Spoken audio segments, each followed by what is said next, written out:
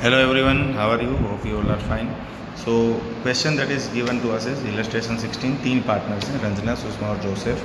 तीनों ने एक बिजनेस कमेंस करने का सोचा है। तीनों की अमाउंट अलग अलग है, 1,28,000, 96,000 एंड 80,000। ठीक है, सुषमा ने 8,000 विड्रॉ किए हैं 1/10/2016 को, और रंजना ने हर एक मंथ में 1,200 रुपीज़ विड्रॉ किए हैं। ओके, और पार्टनरशिप डीड के हिसाब से 5% इंटरेस्ट कैपिटल अमाउंट के ऊपर लगेगा। ठीक है, तो कैपिटल अमाउंट जो भी पार्टनर ने कंपनी के अकाउंट में डिपॉजिट की है उसके ऊपर 5% इंटरेस्ट कंपनी पे करेगी पार्टनर को। ठीक है, और उसके अगेंस्ट जो विथड्रॉवल है उसके ऊपर 10% इंटरेस्ट लगेगा।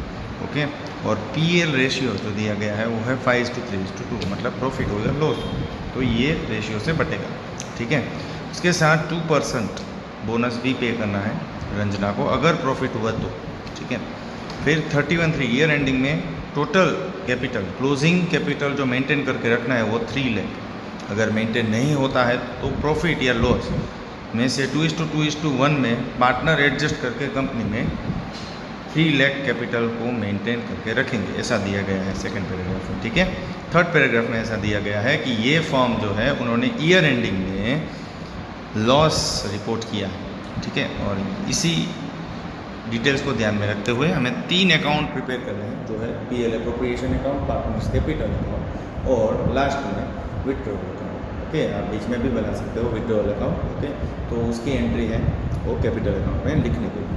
ठीक है, तो स्टार्ट करते हैं। फर्स्ट एंट्री जो है वो 45,860 जो ईयर एंडिंग में लॉस रिपोर्ट हुआ था उसका। ठीक है, सो 45,860। फिर जो सेकंड एंट्री यहाँ पे है वो है interest on capital as usual. Okay, so interest on capital, तीनों का इंटरेस्ट है वो सेम रेट पे है, दिया गया है। कितना रेट है? 5%। ओके, तो आपको इजीली 5% कैलकुलेट करना आता है। ओके, सो 6,400, 4,800, 4,000, तीनों का नेट अमाउंट अगर आप करेंगे तो आएगा 15,200। ओके, सो टोटल कितना अमाउंट डेबिट होगा? So it will be sum of net loss and interest on capital, तो वो आएगा 61,060। ओके, तो यहाँ तक तो सब क्लियर। अब हम आगे जाते हैं। विड्रॉ किया था पार्टनर। ठीक है, मैंने स्टार्टिंग में ही बोला विड्रॉ किया। रंजना ने 1,200 rupees at end of every month and Sushma has withdrawn 8,000 rupees on some date that is 1/10/2016। Sushma has withdrawn 8,000 on 1/10/2016। ठीक है, तो जो रंजना है उसको 12 मंथ का इंटरेस्ट देना पड़ेगा, राइट, एंड जो सुषमा है उसको 6 मंथ का इंटरेस्ट देना पड़ेगा। सही बात है, राइट। इफ़ यू कैलकुलेट 1/10/2016 तो 10, 11, 12, 1, 2, 3 of other year. Okay, so Sushma will pay interest of 6 months while Ranjana will pay for 12 months. Okay, now proceeding the sum further to calculate interest, there is a formula that is interest is equal to amount into rate of interest into n/12, and for end of each month n is nothing but equal to 66। तो amount कौन सी withdraw की थी? 1,200। ठीक है, multiply by rate of interest है 10/100 into n है 66/12। If you calculate the value of this then it will be 660 rupees. Okay, जो यहाँ पे दिया गया है 660 rupees is the interest on drawing. Same way you can calculate for Sushma, that is 8,000। Okay, and if you just make the total of this then answer is 1,060 rupees. Now the loss, that is divisible loss, is distributed in the ratio that is given in the question, and the ratio is 5:3:2। पर loss है वो किस में बटेगा, right? So that's the question. So loss will be divided in the amount of total debit amount that is 61,060, और उसमें से आपको सब्ट्रैक्ट करना है कौन से अमाउंट? इंटरेस्ट ऑन ड्राइंग, क्योंकि इंटरेस्ट ऑन ड्राइंग है। ठीक है, वो भी इसमें से सब्ट्रैक्ट होगी 1,060 रुपीज़।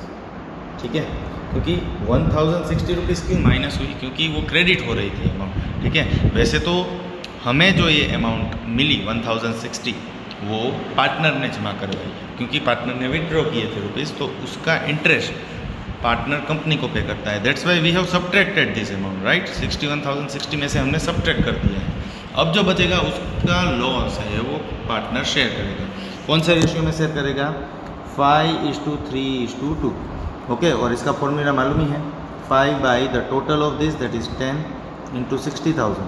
तो अगर आप इसकी कैलकुलेशन करेंगे तो इसका आंसर सिंपली आ जाएगा 30,000. सेम वे फॉर सुषमा 18,000 और जोसेफ का 12,000. और इसमें इसका ग्रैंड टोटल होगा 60,000 जो आप अमाउंट वाले कॉलम में लिखेंगे. ठीक है. So what will be the total of credit side? It will B same, that is 61,060. तो यहाँ तक सब कुछ क्लियर. ओके, अब हम जाते हैं पार्टनर्स कैपिटल अकाउंट में, जो ये सम का इम्पोर्टेंट पार्ट. ठीक है. तो इसमें आप देख पा रहे होंगे कि इसमें सबसे पहली एंट्री जो है वो आपको लिखनी है क्रेडिट साइड. ठीक है, जो पार्टनर ने ओपनिंग कैपिटल जमा करवाया था वो. ठीक है. तो 1/4/16 को तीनों पार्टनर ने कुछ अमाउंट जमा करवाई थी, 1,28,000. ठीक है. फिर 96,000 और 80,000 रंजना, सुषमा और जोसेफ. तो यही फर्स्ट एंट्री है. ठीक है. फिर ये इंटरेस्ट भी मिलेगा, आप देख पा रहे होंगे. Interest is already present, cross entries ही करनी है. ये सभी एंट्रीज यहाँ पे आएगी वापस. ठीक है. जो डेबिट साइड थी पीएल एप्रोप्रिएशन में, वो इसके क्रेडिट साइड आएगी. तो आपने लिख लिया इंटरेस्ट ऑन कैपिटल अकाउंट. ठीक है. ईयर एंडिंग में मिलता है तो 31,370. अब ये कहाँ से है? Right, that's the main question. Okay, so if you just make the total of 1,28,000 and 64,000, then the amount is 1,34,000. So I will write this amount over here, 1,34,400. Now in the question it is given that we have to maintain the closing capital. We have to maintain closing capital as 3 lakh rupees. So how can we maintain the capital as 3 lakh? तो ऐसा भी बोला गया है कि ये जो closing capital है वो मेंटेन करने के लिए एक रेशियो दिया गया है जो है 2:2:1 तीनों पार्टनर के लिए रिस्पेक्टिव. ठीक है. रंजना, सुषमा और जोसेफ के लिए, रंजना, सुषमा और जोसेफ. ठीक है. मतलब 3 लाख का सेकंड पोर्शन रंजना और सुषमा देंगे और 1 पोर्शन है वो जोसेफ देगा. ठीक है. 3 लाख का अगर आप सेकंड पोर्शन लेते हैं, मतलब कि 2/5 into 3 lakh, then answer will be 1,20,000 for Ranjana. Same way 1,20,000 for Sushma. और जोसेफ के लिए बाकी के बचे हुए, तो जोसेफ के लिए क्या बचेगा? जोसेफ के लिए बचेगा 60,000. ओके.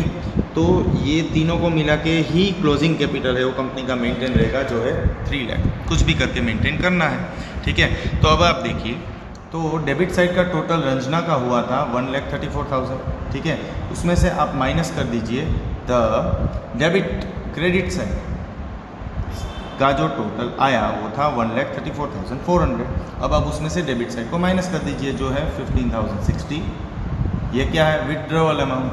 विड्रॉवल अमाउंट क्यों 15,060 है उसका मैं बाद में एक्सप्लेनेशन करूँगा. ठीक है. इसके बाद इसका डिविजिबल लॉस रंजना का 30,000 जो यहाँ से आया है, जो क्रेडिट साइड में एंट्री होती है वो यहाँ के डेबिट साइड आएगी. ठीक है.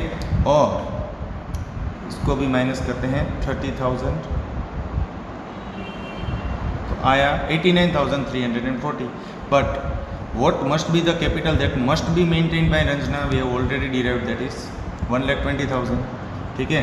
तो 1,20,000 में से अगर मैं 89,340 रुपीज़ को माइनस करता हूँ तो आंसर क्या आया? 30,660. ठीक है. तो 30,660 यहाँ पे इसीलिए. क्यों? क्योंकि पार्टनर को 30,660 रुपीज़ है वो क्रेडिट करने पड़ेंगे. किसको? रंजना. ठीक है.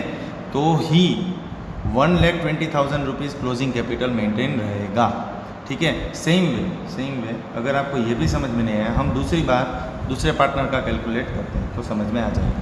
Same way if you see you are here, see if you make the total of Sushma on credit side, then 96,000 and 4,807. Then the answer will be 1 lakh.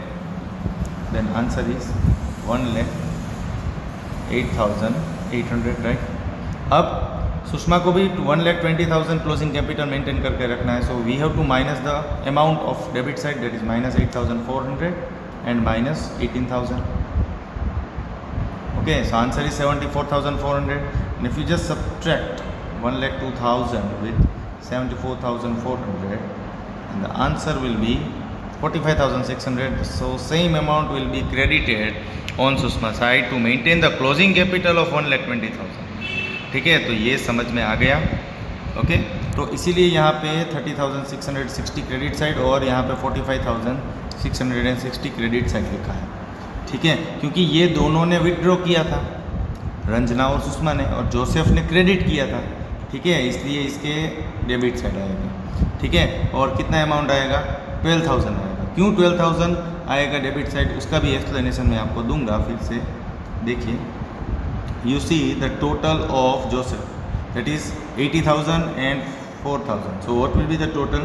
It's 84,000, right?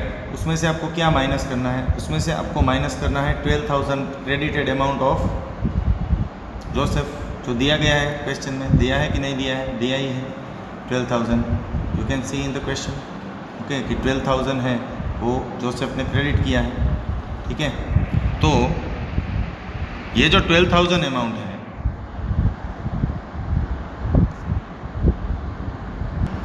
So question ये है कि 12,000 कैसे आया और वो भी यहाँ पे डेबिट साइड में क्यों आया? तो उसका कारण ये है कि टोटल 84,000 है, तो 84,000 में से अगर आप माइनस करेंगे 12,000 rupees, that is the net और डिविजिबल लॉस ऑफ जोसेफ, तो आंसर आएगा 72,000। ठीक है, पर जोसेफ को कितने मेंटेन करके रखने हैं? 60,000। So if you just subtract it with 60,000 and the answer will B 12,000 and it's return over here, that is 12,000। तो अब समझ में आया क्यों 30,660 और 45,600 क्रेडिट साइड लिखा है रंजना और सुषमा में? क्योंकि क्लोजिंग कैपिटल 1,20,000 मेंटेन करके रखना।